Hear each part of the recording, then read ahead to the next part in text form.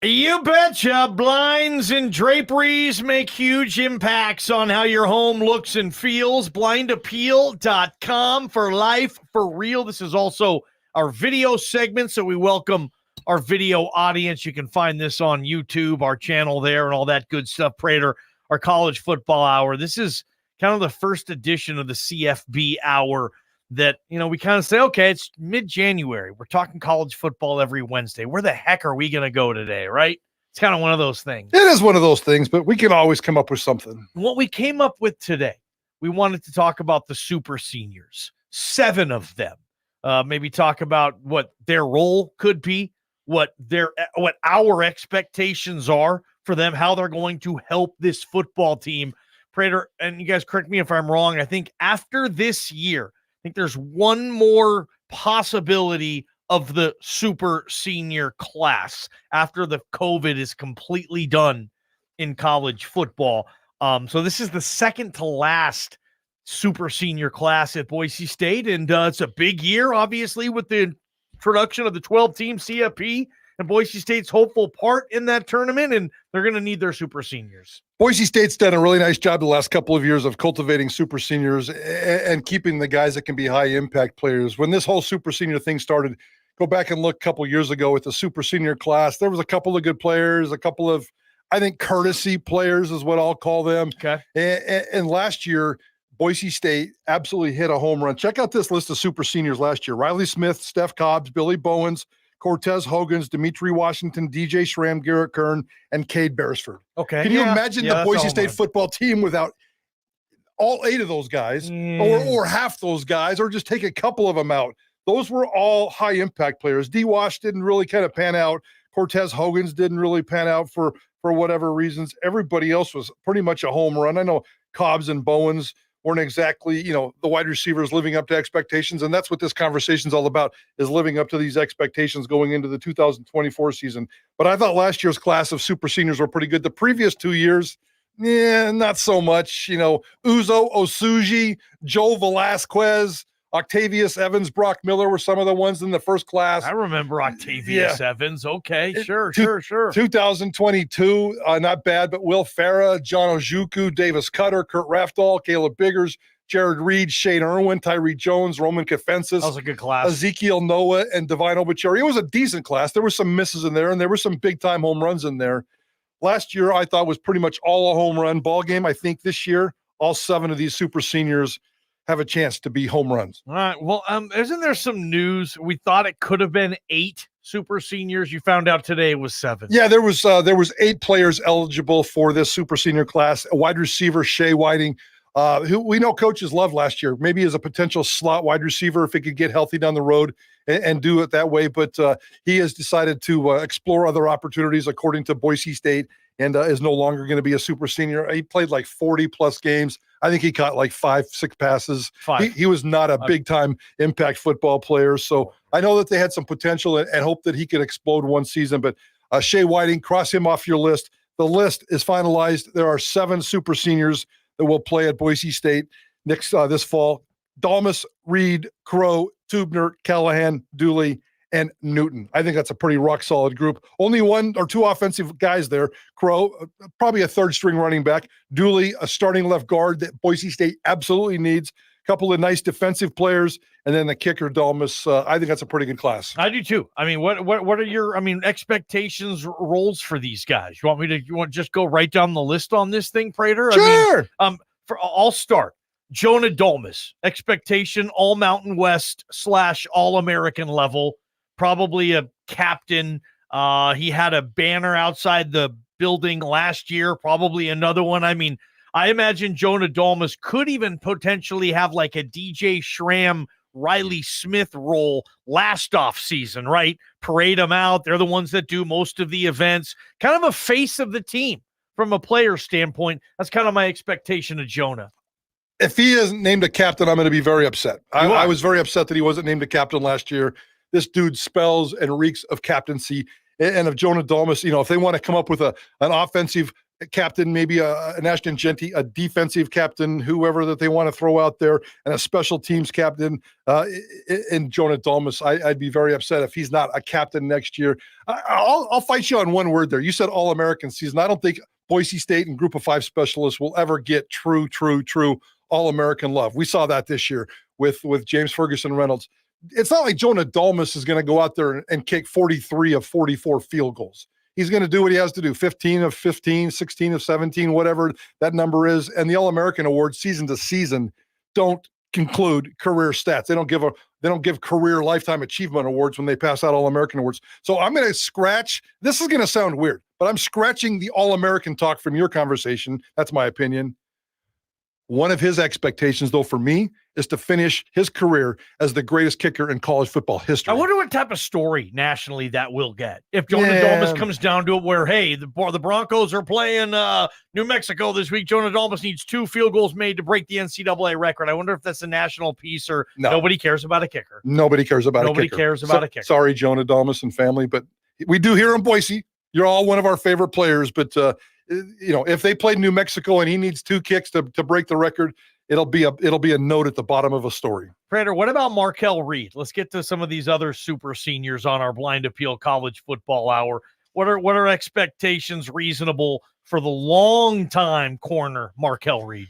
Markel Reed is needed more now than ever before. Jalen Clark, you saw the unfortunate news of a couple of weeks ago, suspended, arrested, and I don't expect him to ever be a part of this football team again. He was that boundary corner last year, and I don't. Again, he's not coming back. Markel Reed kind of bounced back and forth a little bit, but he was mostly the backup behind Jalen Clark there. So I see Markel Reed, if he can win the job as the starting cornerback on the boundary side. Marion McCoy on the field cornerback side, I think did enough this past season where he locked up that starting position. Again, anything's open, anything's possible, and we'll see how it shakes out. But Markel Reed, I think I'm penciling him as a starter, and that's my expectations for him to start and play 12, 13, 14 football games and be very competitive and fix the explosive passing issues that hurt Boise State last season. What do you guys think? Markel Reed, where are you on Markel Reed? We're talking super seniors for the 2024 Broncos. I would say depth for Markel Reed. Running back Tyler Crow. For me, Prater, personality. Bring me your personality. BT Crow. Other than that, I like that he's in the building. I like that he had the decision to come back. But, I mean, what are your realistic expectations for Tyler Crow? Yeah, couple carries here, couple carries there. Yeah. Comedian in the locker room. I was thinking about this, putting together this segment a couple of hours ago. And then ironically, I saw somebody on Twitter who put something out that I kind of agreed with. I was upset that Tyler Crow's coming back. And the reason why is because it'd be fun, because he's not going to get any carries here. There's no expectations here for Tyler Crow. I don't want to see Tyler Crow play football at Boise State. But he's good enough and fun enough and is committed enough to the sport based on what we can tell that I would like to have seen him gone somewhere else and get some playing time and have a season where he can be RB1. I don't know if it's College of Idaho or Alabama. Find your place where you can go be an RB1 or even an RB2 in a two-court running back system. Tyler Crow has paid his dues to college football, and I think it would be cool if he had a chance to go off and play, but he's chosen to stay here. That's cool. We all love it, and he's nothing but a role player. All right, what about Alexander Tubner for you? He's back. Super senior Tubes back in the secondary. For me, toughness, leadership. He's damn good against the run. That's where Tubes is for me. As a starter, I don't know. I think Benefield and Rodney Robinson and Shea Oladipo are kind of your safeties there. I don't know where Tubes fits in, but certainly a lot of depth as well. But toughness, leadership, there you go, Alexander Tubes. Yeah, you can't dispute that. And you would assume that he's going to be a starter. Spencer Danielson absolutely loves this guy, as he should. He checks all the boxes except for pass coverage, and that's unfortunate. Maybe you can put him up into the nickel spot closer to the line of scrimmage, and he can be maybe more effective against the run. But the nickel's also expected to backpedal and play some pass coverage as well. Slot receivers, too. Yeah. Some of the fastest guys on the field. I hate that possible matchup. That's a tough one. And the nickel, you got Oladipo. And in the safety room, you got Benefield and Robinson and Tubner and even Zion Washington, who I think have a bust-out year. There's some serious depth in the safety position, but it's still a little bit of a position of concern. We're going to see a massive amount of Alex Tubner next year, and that's okay. I just hope that they have enough depth where maybe they can take him, set him down during some of those obvious passing situations. Here's another Spencer Danielson favorite, longtime member of this program, saw some action last year, really for the first time, Prater, and he's going to take advantage of his super senior year. One of our favorites to talk to, Michael Callahan.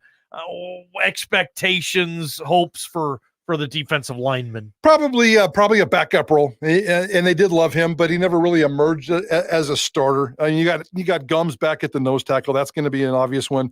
One defensive tackle, you're going to have Feely and Callahan backing him up, and it's like hockey lines. They rotate these guys in and out. Yeah, I think he's a very dependable rotation guy. Will never be a superstar, never be just the one guy that you absolutely need. I know they love him away from the football field as well. So Michael Callahan, kind of his role the last 4 or 5 years, do the same thing. I can see him being a coach on this team in 3-4 years as a GA or whatever. Let's throw Sheldon Newton into that same group. Prater, nose guard, also a defensive lineman. He was the Northern Arizona transfer a couple of years ago. Prater, if there is a refrigerator on this team, it's Sheldon Newton. He is a big fella, and he had some spurts last year where he was making some terrific plays I saw in the run and just doing that. I don't know if you remember that old Green Bay Packer, Gilbert Brown, that big force. You plug him in the middle. It takes 3 guys on your offensive line to stop him, but Sheldon Newton back, he had some depth too, huh? The nose tackle position this year is going to be phenomenal to watch. As I sit here now on paper, Gums is back. He's your projected starter. Here comes Newton as a really good backup. Yeah. And don't forget about Howard Brown. Howard Brown is also a nose tackle in there. I think that's exactly what they penciled him in. He didn't play last year, and I think he got caught up in some of that collateral damage of that Iowa State gambling scandal. Yeah. I'm not suggesting he was part of it, but maybe he was an outlier in the investigation and they didn't feel comfortable, or maybe he needed some time off. He got caught up in that mess somehow. He's a transfer from Iowa State, and he comes in pretty projected, pretty high. So Gums, Newton, and Howard Brown at your nose tackle position, I think that's pretty darn cool. Howard Brown is on the roster. I wasn't even aware he was still part of the program. No. Did they just put him away last year? But he is back on the roster. I see that. Howard Brown, number 96, transfer from Iowa State. All right, finally, the final super senior, Prater. I know a lot of happy people in the Blameyer that Ben Dooley, former second-team All-Mountain West lineman a couple of years ago, battled some injuries. He's back. I have All-Mountain West caliber expectations for Ben Dooley. I'd like to see him on the All-Mountain West team next year. Yeah, he's done it before. I think that's fair. There was a time a couple of years ago where coaches told me that he might be the best NFL prospect on Boise State's offensive line. He hasn't really grown into that over the last couple of years as he's just trying to stay healthy and try to do the things that he's having to do. But I think he's got that kind of potential. I love Boise State's offensive line. They're going to have Casey left tackle, Dooley left guard, Randolph center, carry on at right guard, and there's going to be a nasty battle for right tackle between a couple of people. But if you can tell me that 80% of that offensive line, which had a fantastic season, is coming back this year, Ben Dooley is a massive part of that. I have a feeling in the locker room, because I think that they were probably thinking Dalmas was going to move on. The rest of these guys are good players. Ben Dooley might have gotten the biggest cheer from the coaching staff when he said, "I'm coming back." Yeah, no question. A fixture, all-conference caliber offensive guard who has been a steady piece for you when he's been able to play. Your super seniors, 2024 Boise State Broncos, here on the Blind Appeal College Football Hour. Again, appreciate our video audience for looking at Prater and my pretty face here on camera. Prater, smile for everybody. And not my so much pretty face. Video segment is always brought to you by the Dollar Loan Center, funding loans for 25 years. Visit don'tbebroke.com. Apply online for up to $5,000 at don'tbebroke.com. 16 locations soon coming to the state of Idaho. JP, let's continue with no-brainer or brain scratcher. We're talking college football on the College Football Hour here on Idaho Sports Talk. From the Beacon Plumbing Traffic Studios, this